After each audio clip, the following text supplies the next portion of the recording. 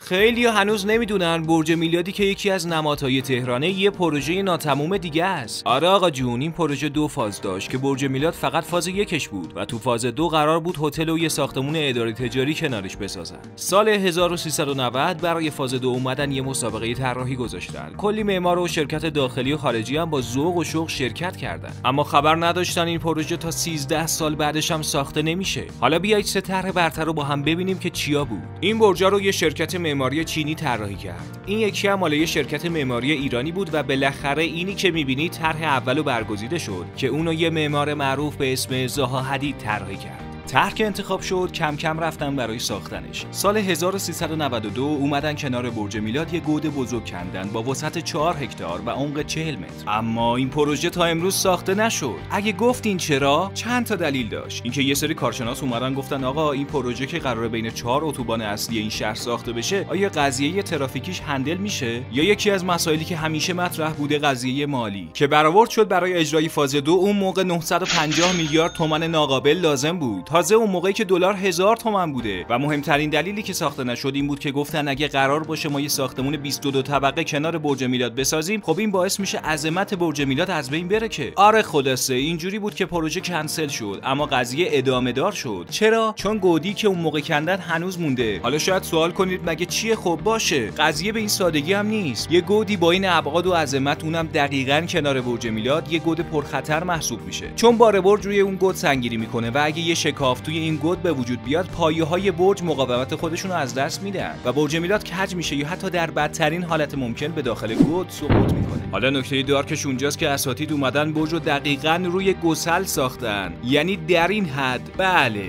البته ناگفته نمونه توی این مدت هم عملیات‌های مختلف برای ایمن‌سازی گود انجام دادن، از جمله همین آخری که سال پیش با 300 میلیارد تومان هزینه تموم شد. اما نکته مهم اینجاست که این ایمن‌سازی‌ها دائمی نیست و هر کدوم عمر مفید دارن و اگه زمانش بگذره کاراییشون هم از دست میدن. حالا باید ببینیم بالاخره فاز 2 برج میلاد و این گود پرحاشیه که حتی صحبت از پر کردنش هم هست به کجا میرسه. به نظر شما بالاخره میسازنش یا گودو پر میکنن؟ توی کامنت ها برامون بنویسید. مرسی که با ما تا اینجا همراه بودین. اگه میخواید ما رو حمایت کنید تا برنامه‌های جذابتری براتون بسازیم، این ویدیو رو لایک کنید و سابسکرایب به کانال تکنومود هم فراموش نشه. تا ویدیو بعدی هم فعلا خداحافظ.